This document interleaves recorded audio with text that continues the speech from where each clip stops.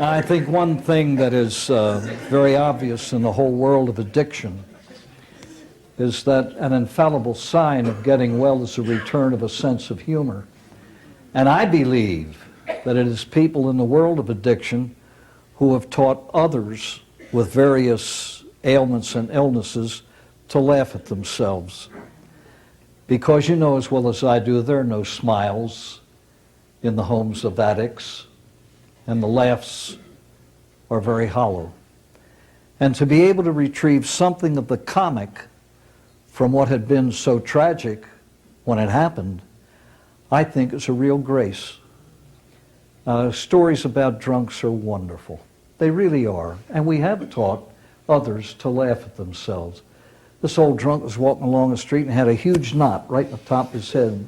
Buddy said, "What happened to you?" He said, "Putting toilet water on my hair and the seat fell down." You know, those things happen to drunks.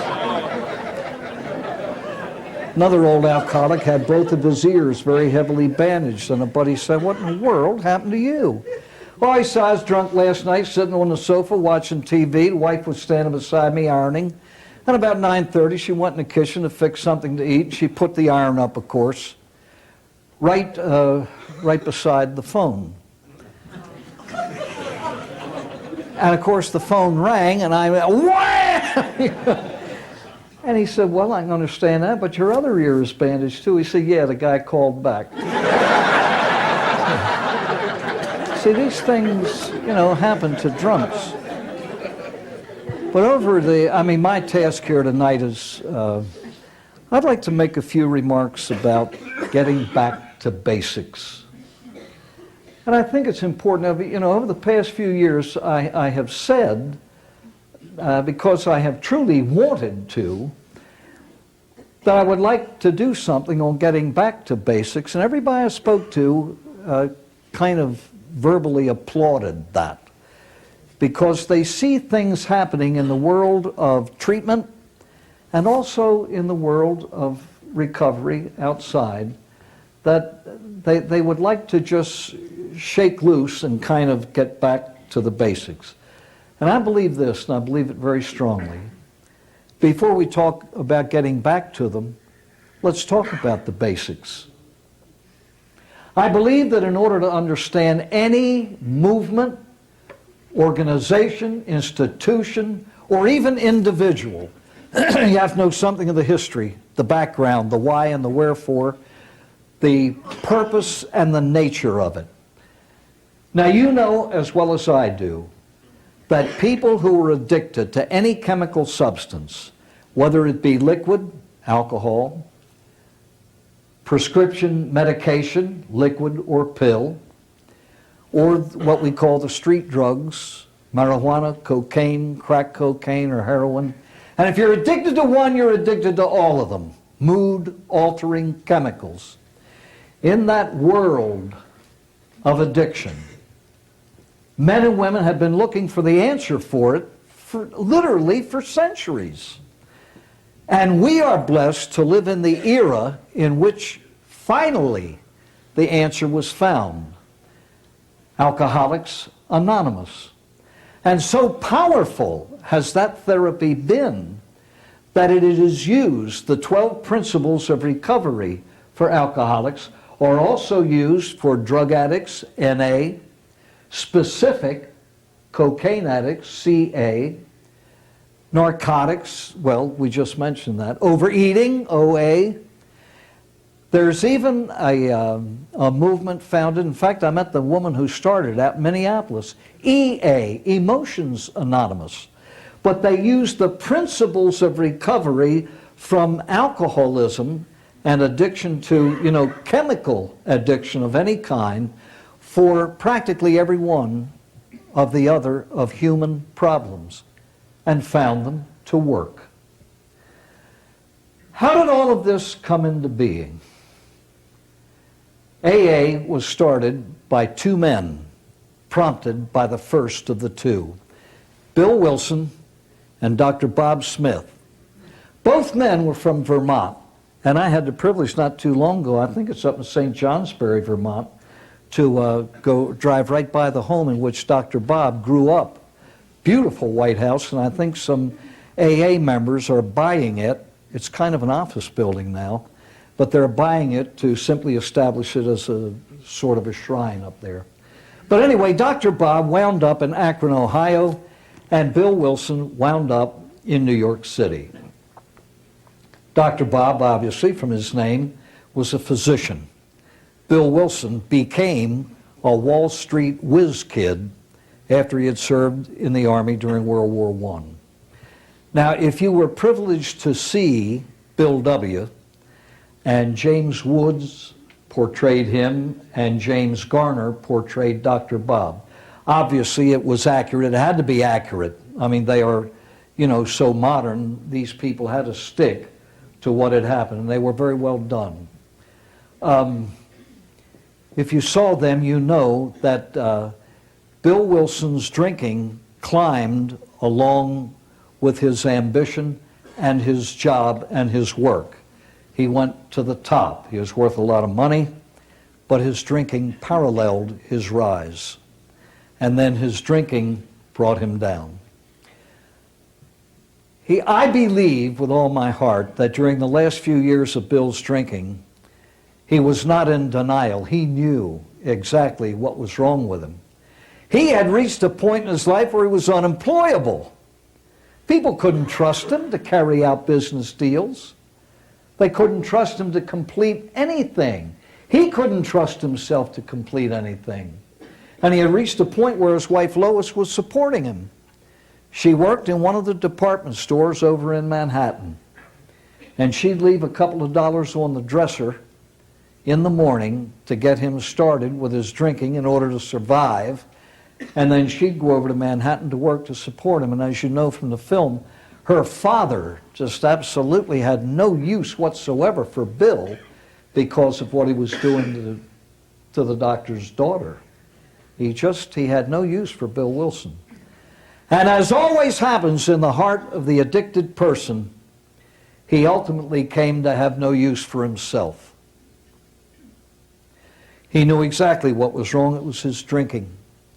And he was under the care of Dr. Silkworth, a wonderful non-alcoholic physician who loved alcoholics and tried to help them.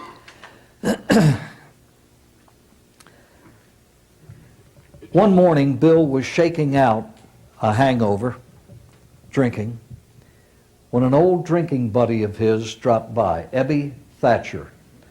You don't hear his name much in the annals of AA. Those who have read a little bit of AA Comes of Age or any historical thing on AA are familiar with that name. But Austin Ripley, a man who had profound influence in my own life, he used to say every alcoholic who has gotten well owes a debt to Ebby Thatcher. He said Bill scored the touchdown, but it was Ebby who handed him the ball. And how true that is. Ebby didn't enjoy permanent sobriety all his life. I think he had 9 or 10 months toward the end of his life. But he was one of the tragic cases who helped Bill, couldn't help himself. Anyway, he showed up and Bill offered him a drink and he said, "No, thanks." And Bill said, "Aren't you drinking?" He said, "No." He said, "What happened to you?" "Well, I guess I got God." He was nicely dressed, 3-piece suit. And I think he spoke to Bill about the Oxford groups. It was something that sprang up around that time, groups of people who simply tried to forget their denominational differences and who simply tried together to live the principles of Christianity. Well, anyway, it wasn't too long after that when Bill wound up on another drunk and found himself in the hospital under Dr. Silkworth's care. Now, obviously, I wasn't there, so I am making up whatever conversation I will share with you. But it had to go, somewhat along these lines.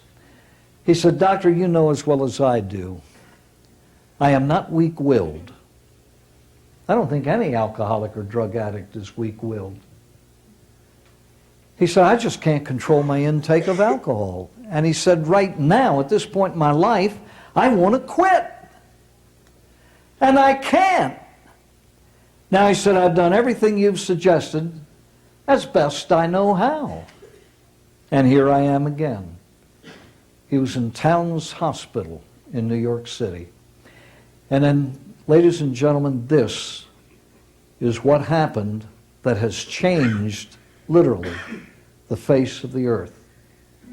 He asked a question that had to come from the prompting of divine grace. What else would prompt someone who had functioned most of his adult life according to the principle of self will run riot? What else but God's grace could have forced him to ask this question? I wonder if I can't get sober by trying to help another drunk get sober. Ladies and gentlemen, the answer to that question holds the substance of the very essence of human nature. You and I are created to love. And love, real, true love, is functioning for the good of others. And he asked that question. But notice the way he asked it. I wonder if I can't get sober. That's the goal. Self-preservation is always the very first law of nature. Every one of us in this room seeks happiness. I just want to be happy. I want to be normal. I want to be decent. I want people to respect me. I want to be at peace in here. I want to be happy. How do we get it? Many people try to buy it. Many people strive for it in things. Listen to his question. I wonder if I might not survive, get well, become fulfilled, be happy by trying to help somebody else get there. Who had ever asked a question like that? Dr. Silkworth, I believe, was one of the most intelligent people alive. I believe that real intelligence is not knowing what you know. A moron knows what he knows. An intelligent person is one who knows what he doesn't know. It usually takes about a half century to get to that. And it has nothing to do with college or university degrees that you pile up. I wish to God they'd do away with degrees. I think it bolsters pride. Well, this is an accomplishment that I have made. Don't brag about being intelligent. That's what human beings are supposed to be. We are intelligent beings by God's decree. You don't get medals for doing what you're supposed to do or being what you're supposed to be. Whenever I say, hey, don't get me wrong, I'm not anti-intellectual at all. Not at all. I have 3 degrees of my own. They don't mean anything, but geez, they look good. But I've come to realize that it's a kind of a mundane realization, but do you know that thermometers have degrees? Anyway, Dr. Silkworth said, I don't know. I wonder, I've tried everything else. I've been here, I've been there, I've tried this doctor, I've tried that doctor, we've tried this medication, we've tried this diet. Here I am drunk again, and I think that if I keep this up, I'm going to die. I wonder if I can't get well by trying to help somebody else get well. And Silkworth said, I don't know. However, since nothing beats a trial but a failure, why not try and see? It's exactly what Bill did. The brilliance of AA. It is a result of pure scientific methodology, trial and error. What, you remember a few years ago, didn't it break out here in Philadelphia, Legionnaire's disease? Tommy Abraham, I live with the Abraham family. He has a nephew who now works at the Mayo Clinic, a very brilliant biochemist. And he was called in to work on that. Anyway, you know what they do when they're looking for the unknown? They go into the laboratory and take everything offered. They keep what works. That's exactly what Bill did. He went into the laboratory of human experience, and he kept what worked. And we'll see what worked very shortly. He knew a whole lot of alcoholics. After all, who do alcoholics drink with? Who do drug alcoholics drug with? You know, your own. So he approached people that he felt needed help as he did. And the approach that he used was, being involved in the Oxford groups, get right with God, you'll be able to quit drinking. And after a bit, through pure discouragement, he said to his wife one afternoon, Lois, I must have talked to dozens of men and women, alcoholics, trying to help them, and they're all still drunk. He was very discouraged. And she pointed out the obvious. She said, well, Bill, maybe they are still drinking, but you haven't had a drink in 6 months. And that man had not enjoyed 6 months of continuous sobriety in his adult life. And it shocked him. From pure experience, he had learned two things. What he was doing to help himself was working. He was trying to help others, and it kept him sober. The second thing he learned was what he was doing to try to help them was not working. Get right with God, you'll be able to quit drinking. He had the cart in front of the horse. You have to quit drinking to get right with God, because the drinking is what had separated. And it was Dr. Silkworth who said to him, well, Bill, the next drunk you talk to, instead of using that approach, why don't you use the scientific approach? I'm a doctor. I truly believe that it is something inside of your body that is wrong, that makes you drink the way you do and doesn't make others drink that way. Some people can have one or two and quit. You have one, and the compulsion to have another one is set up. That's why in AA they teach it's the first drink that gets you drunk. It doesn't make you drunk, it sets up the compulsion to keep drinking that gets you there. And as Divine Providence would have it, the next drunk he talked to was a man with a scientific background, a physician. You see, after 6 months of sobriety, Bill was beginning to be trusted in the financial community. And he was working and working very hard, and he had a deal set up in Akron, Ohio, and he had backers. And he went to carry it out. The deal fell through. He was staying at the Mayflower Hotel, and he was terribly discouraged. It was his first big break after being a little bit sober. And here it was, it just collapsed under him. Well, what do addicted people think of when they hit anything unpleasant? It's anything that will relieve the unpleasantness. And everything in him wanted to drink, but there were no groups for him to go to. AA hadn't started yet. He was the one who was about to bring it into being. However, never knock physical sobriety. I've heard this too often in AA. Oh yeah, well he ain't drinking, but he ain't sober. He just got physical sobriety. Don't knock that.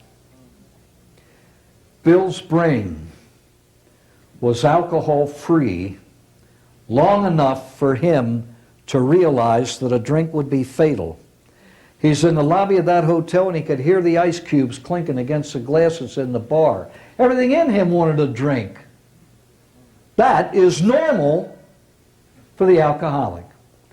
But this was physically sober long enough to say, hey, Bunky, I know you want to drink, but you and I also know what it would lead to. You really don't want to. Run. Run. And he ran to the church bulletin. And he picked a name, Tunks, of Father Tunks, an Episcopal priest. Called him on the phone. What was the only thing that had helped Bill not to drink when he wanted to drink? He reached out and tried to help somebody else. Well, here he is in Akron, Ohio. He didn't know any drunks there. So he called this Episcopal priest, and he said, again, I wasn't standing beside him, I'm making this up. He said, look, I am not crazy. Don't hang the phone up. You may think I'm nuts when I ask you this question. Do you know a drunk I can talk to? I wonder how many people have ever been asked that question. Hi there, you know a drunk I can talk to? Well, you know what you're liable to think of someone who calls with a question like that. So I don't believe it is very surprising that the man said no. I mean, why should he give names? I'm sure he knew a lot of people had trouble with their drinking, but why give those names to a stranger over the phone? So he said, no, I don't. And Bill said, do you know anybody who are members of the Oxford groups? And he gave him 10 names. And Bill struck out on the first 9. Do you know a drunk I can talk to? And the 10th person was Henrietta Seiberling. Her family used to make automobile tires. She said yes, an old family friend. And he said, well, let me speak with him. She said, I can. He's just too drunk. Can I meet him tomorrow? Come on over to my place, and I'll introduce you. And she introduced Bill Wilson to Dr. Bob Smith, and AA was born in her kitchen. And this is the way it started. Bill Wilson approached that doctor in a way that he had never been approached before. Hey, look, I hear you're having trouble with your drinking. Well, yes, I am. He was shaken to pieces. He said, have you been here, you've been there, done this, done that, treated yourself, been to other doctors, been to psychiatrists? Yes. And he said, here you are. And then he said, and this is the essence of AA therapy, let me tell you what happened to me. And he shared the entire lifetime of his drinking experience. And Dr. Bob was so moved by that. He had never been approached that way before, not by anyone. And then he dumped the sum total of his drinking experience on the table with it. And ladies and gentlemen, out of that pile of the rubble of 2 human lives, they discovered certain things they had in common. Number 1, when they drank, they did not control it, it controlled them. So it doesn't make any difference what you drink, how much you drink, what kind you drink, what time of day you drink, with whom you drink. All we have to do is answer this single question: when you drink, what happens? Do you control it, or does it control you? I always ask our patients, have you ever, in the secrecy of your own heart, ever wondered whether or not you're drinking too much or drugging too much? Those stark little islands of honesty that hit us. And the second thing, it caused problems in my life. And they all had a slew of them. Bill had been knocked out of work, unemployable. Dr. Bob, unable to practice medicine, couldn't be trusted to do anything. And they all traced it back to the drinking. And so they began. AA is clinging to another alcoholic and sharing your drinking life with him. That's the essence of it. What it was like, what happened, and what it's like now. Now, in the beginning, Bill had a lifetime of drinking and 6 months of sobriety to share. Dr. Bob had a lifetime of drinking and maybe 6 hours of sobriety. Obviously then, in the beginning, there was more emphasis on the drinking part of one's life because that was the major part of one's life. What is it like now? Bill had to tell him about the 6 months of sanity that he was enjoying. And then they grabbed a hold of another alcoholic and another. All right, so in the beginning, as we know, looking back over the 12 steps as printed now that we have at our disposal, we can see that the 12 steps patch up after we are liberated from the compulsion to drink alcohol. They patch up the 3 relationships that were shattered by the addiction, with God, with self, and with neighbor. And so Dr. Bob summarized these 12 steps in 6 words. Trust God, steps 1, 2, and 3. I can't handle it, God can, I think I'll get in touch. Part 2, clean house. That straightens me out with myself. Steps 4 through 11. An inventory and admission of guilt, a willingness to get rid of the bad, asking God to help, a willingness to make amends and doing it, a continuing to examine self, to admit promptly what goes wrong so that there's no longer a backlog of guilt building up to a drunk, and a desire to deepen my relationship with the God to whom I attribute my sobriety through prayer. Now, all of this creates a gigantic change in personality, and now the third relationship, help others, step 12. Now, the addicted person is capable of doing what God created him to do, to love by sharing sobriety. The paradox of recovery, Bill had to start with step 12 in order to discover the other 11. What did they discover in these 12 principles? Absolutely nothing new. What they did, through sheer experience, put the stamp of validation on a set of principles that God created when he created humanity. Ladies and gentlemen, my mother lived AA. Never heard of it. She lived it. And basically that's, I hope, that's what you try to teach your children. Trust God, clean house, help others. And this is all they had to offer other drunks that they went out to help. And the steps only came into being a little bit at a time. Do you know why 4 and 5 occur where they do? After a very short time of sobriety, Dr. Bob went on a medical convention and drank. And he shot back home. And 4 and 5, an inventory of our moral lives and an admission of what went wrong in order to resolve the guilt, he found it to be absolutely essential if he was going to stay sober. He said, I cannot live sober with unresolved guilt in my life. So it all came about through experiencing things.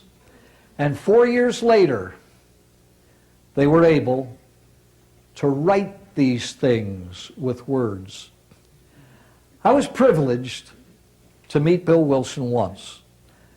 I attended a clergy conference on alcoholism in New York City, and Austin Ripley, who had already spent a year of his life with Bill and Dr. Bob, was able to get Bill to come down and address these priests. And he told his story, and there was a question period afterwards. One of his dearest, closest friends was a Jesuit priest, Father Eddie Dowling. And the day that Bill came to talk to us, he had just returned days before from Father Dowling's funeral, and he stood at the podium and just wept like a child. They were the closest of friends. But anyway, one of the priests asked him, he said, Bill, since the 12 steps of recovery from the horror of addiction are so closely allied and so parallel to the spiritual exercises of St. Ignatius of Loyola, the founder of the Jesuit order of priests, is it true that a Jesuit wrote the 12 steps? And Bill smiled. He said, no, Father. He said, I wrote the steps. He said, it took me about a half hour because he said when it came time for publication, I took everything, all of the wisdom that we were trying to function by, and I think he said it was about 30 to 36 paragraphs, and he said I had to condense them to put them into print, and it came out in those 12 lines. That was 1939, 4 years after Bill and Dr. Bob had met, and they published the big book. And the organization, Alcoholics Anonymous, then took its name from the title of the big book. It was the big book's title that gave the name to the fellowship. If there's anyone here with a scientific bent, or I love that, he is of a scientific bent or background, let this be remembered. The 12 principles of Alcoholics Anonymous, by which the people who try to live them get sober and stay sober, over the 60 years of its existence, with a couple of million of screwballs fooling around with them, not one word has been changed. That should say something to the scientific community. Even scientists are constantly revising their theoretical statements. Even the big book, when they say a revised edition, the only part revised are the stories at the end. They just drop some and bring new ones in. The text remains. It is written in the past tense. This is not theoretical. This is what we did to get what we've got. And so it's written in the past tense. This is what we did. This has been proven. And as it has been passed on, even from nation to nation, it is still as effective as when it started. Now we come to 1995. We have the phenomenon of treatment. We have treatment centers. There are some. This Austin Ripley founded a place just for alcoholic priests, and I have visited there many, many, many times. I did get to know Rip very well. His concept of treatment: time is of the essence of recovery. Time. And so his notion was 3 months minimum. You went home when he felt you were able to go home. Doc Green, a little old recovered alcoholic doctor, he taught the patients there what was wrong with them. He gave a series of lectures using the most brilliant and simplest language to explain alcoholism, one of the mysteries of the ages. And yet, the Chalk Talk is based on his lectures. And the times I was there, I used to take notes from the lectures that I was privileged to hear. And I've often asked patients, when you walk out of seeing the Chalk Talk, did this thought hit you? My gosh, all that was so simple, why didn't I know it? Why didn't I know it? It's ABC. Basic. Basic notions. And Rip used to explain to his patients, Alcoholics Anonymous, which was the way in which they were to get well. That should be the backbone of all treatment. It should be. Today we get a month at most. Today we have this, managed care? A managed care executive died and got to the gates. And he asked St. Peter, he said, did I make it? Peter said, you sure did. Come on in. We'll give you 6 days.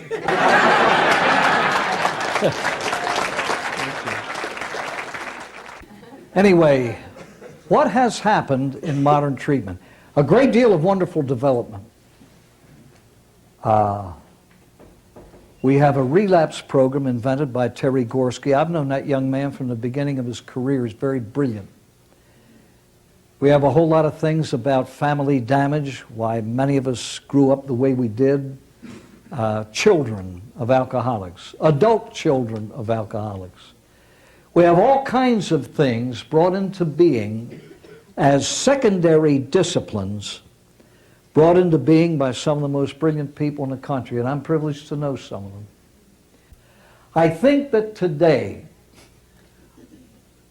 one of many ills in treatment, and they're universal, I'm not saying too much can be done about it. Number one, it is so introspective.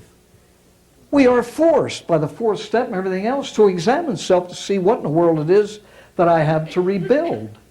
I can't rebuild a house unless I take an inventory of the thing and see what has to be done. And a lot of these secondary disciplines are brought in, and they're to be absorbed in a space of 28, 21, 15, or 7 days. Too brief a time. I remember once Rip told me there was a priest at Guest House who, after 3 or 4 months, is very discouraged. He said, "Rip, I can't see any progress." And Rip said, "Father, how many years of alcoholic drinking did it take you to get into the shape that brought you here?" It was about 18 years of alcoholic drinking. And he said, "You want to see a complete change about in a couple of months?" Time, time, time, time, time. Time is of the essence of getting well from a disease that took years to build up. Now, I must, if I happen to be addicted to alcohol, prescription drugs, street drugs, marijuana, anything, I have to come to a full realization that they control me, I do not control them. Because if I ever lose that conviction, I may die. All addiction is terminal. You stop it or it'll stop you, one or the other. And so I have to get a handle on that. And it's almost tragically amusing to hear a patient say, "Oh no, I'm done with step 1, I'm on 4 now." You're never done with step 1, you're never done with any of them. And that's why it is an invalid comparison to compare the 12 steps of AA to the 12 steps of a ladder.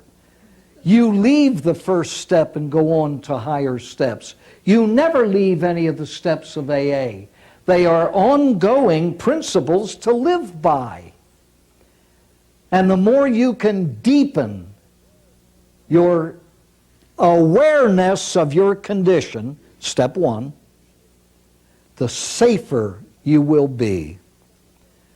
And so we have to put secondary disciplines where they belong.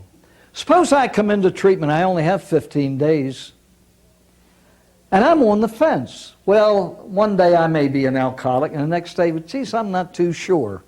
Now, you want to talk about family problems?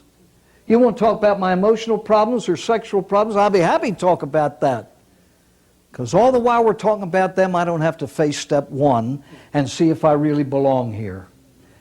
Basics, basics, basics. I always tell people we are not here to treat asparagus problems. We're here to treat addiction problems. Addiction, addiction. That's why I'm here, is to get a handle on that. And the non-alcoholic member of the family is to get a handle on the damage that is done him and to find out what can be done about it. Now, suppose you have deep-rooted problems caused by living in an alcoholic home as a child. Suppose you have more than deep-seated sexual problems because you were the victim of incest as a child.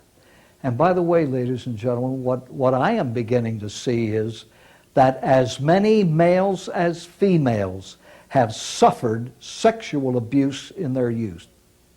But anyway, suppose we have all these things. I must be clean and sober to address and resolve any of them. First things must come first.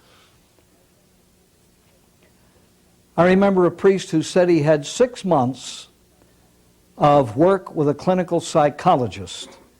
He had been accused of poo-pooing work with professionals. And he said, oh no, I'm not against it at all. I'm just trying to make the point that I was sober when I was under his care. Sobriety first. Rip used to always tell his patients at guest house, fathers, if your sobriety does not come first, there will be nothing to come second. And that is why, ladies and gentlemen, first things must come first. And this is the basics of all treatment. I have to help this person convince himself that he has a problem with alcohol, prescription drugs, or street drugs, and he has got to get a handle on that before he handles anything. Trying to address or treat too many or emphasizing too much any of these secondary things in the beginning of sobriety almost smacks of the mental health approach. Well, these things are causative of the drinking. Let's clear them up and we'll be able to face the drinking. No. The alcoholic or drug addict drinks or drugs because he can't not do it. And it is a myth, and it's rather silly to say, let's solve some of these things so I can concentrate on my sobriety.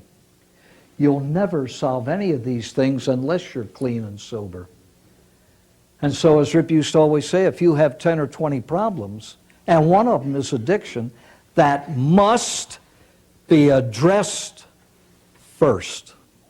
Now, as you get into the community of AA, or depending on whatever drug you chose as your drug of choice, NA, CA, whatever, always stay in the mainstream. These 12 principles came from Alcoholics Anonymous.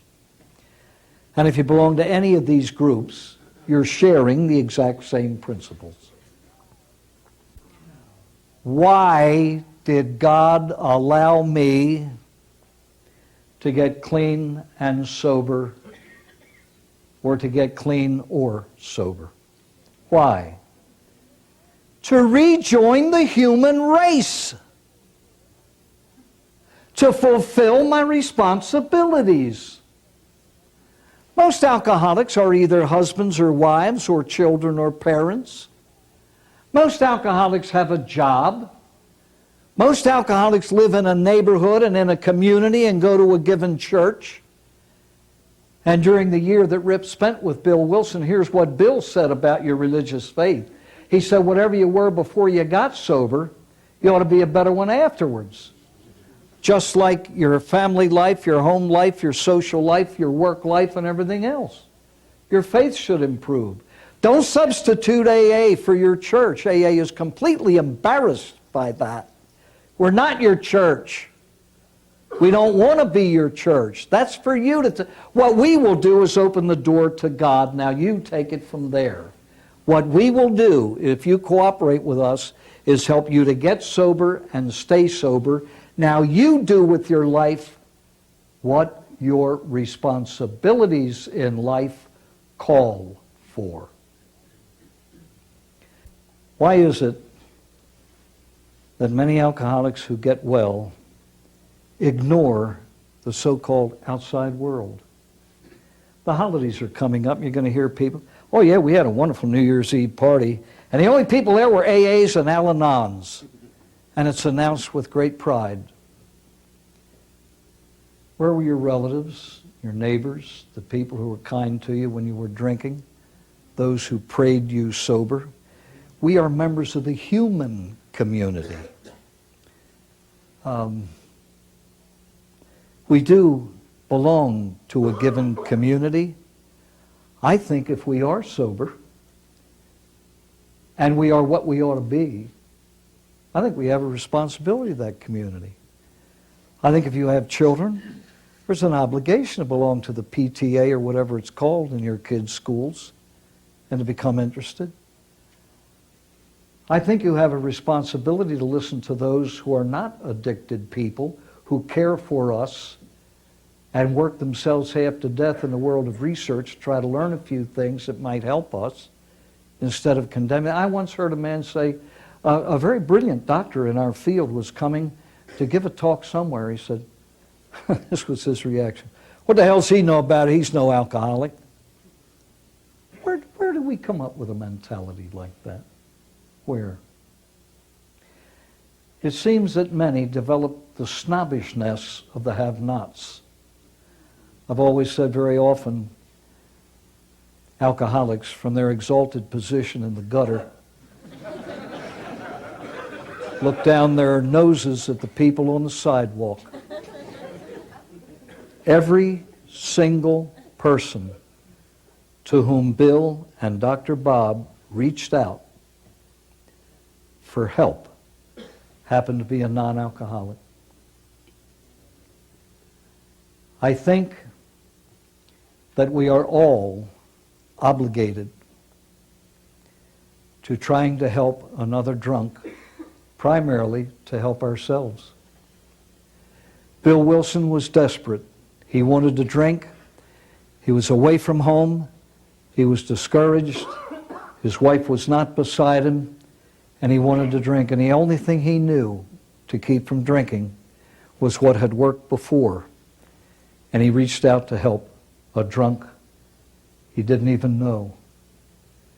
Today I hear conditions laid down under which we will help another.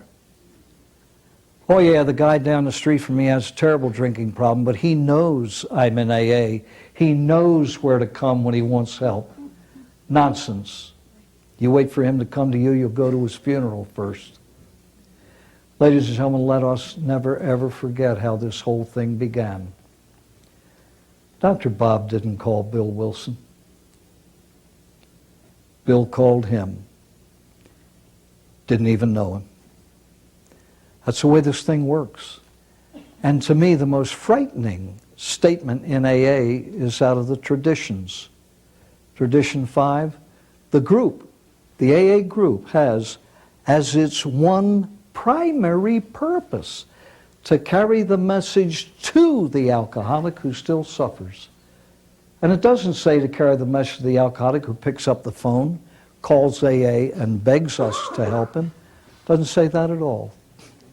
I'm not advocating running into bars and dragging people to meetings. I'm not saying that at all. It takes prudence, common sense, and experience. But please remember that that's the way it started, and that's basic. People say, well, you're tempted to drink. Yes, call your sponsor. Yes, get to a meeting. But if you're still hurting and you get your notes out from the treatment days and you look at all that, try to help a drunk. Go to the meeting and pick some poor slob out who's having a worse time than you are. And say, hey, look, I ain't much, but I'm all I've got. Can I help you? That's what works. And I certainly hope that in all of treatment, the basics are never forgotten. I remember a man, a wonderful fellow, just 2 weeks ago, he said, Father, I hope you hit on language as being the interpreter of the mind.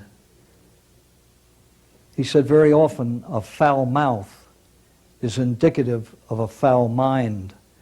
And very often in AA we are subjected to language that you wouldn't use in a barnyard. I believe that the cleanup of language is one of the very first things that has to happen. For example, if I truly attribute my sobriety to a God of my understanding, I'm not about to drag his name around in the mud. When Bill Wilson was asked, what do you mean by a spiritual awakening? He said a profound change in personality. And I think that a change in personality, in mind and attitude and thought, it has to externalize in our speech. And I would hope that the phrase, you have to be cruel to be kind, will never be uttered by anyone in the world of addiction. Cruel to the sickest of the sick. And I know that in some treatment centers they use a thing called the hot seat. I think that that is a violation of the most basic of human rights, a right to your own conscience. let's get back to the basics, where one drunk, in his love for another, prompts him to seek him out and to try to help him in order to save his own neck. That's AA. That's what I've learned from people like Rip and people like you. AA is love, not cruelty. And I hope that as we all get better and better, we learn to love more and more deeply and more deeply.